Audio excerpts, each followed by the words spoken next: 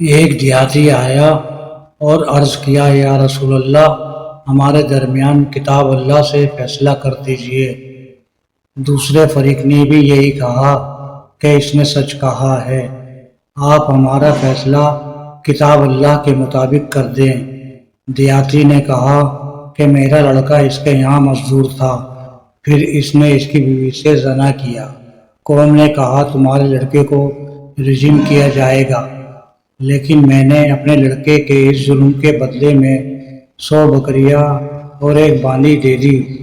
پھر میں نے علم والوں سے پوچھا تو انہوں نے بتایا کہ اس کے سوا کوئی صورت نہیں کہ تمہارے لڑکے کو 100 کوڑے لگائے جائیں اور 1 سال کے لیے ملک بدر کر دیا جائے۔ نبی کریم صلی اللہ علیہ وسلم نے فرمایا، میں تمہارا فیصلہ کتاب اللہ ہی سے کروں گا۔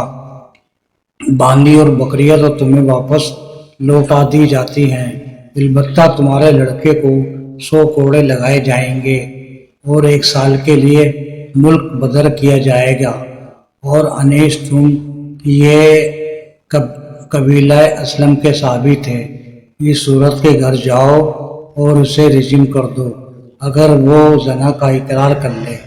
چنانچہ انیس گئے، اور چونکہ اس نے بھی زنا کا اقرار کر لیا تھا، اس لیے اسے رجم کر دیا۔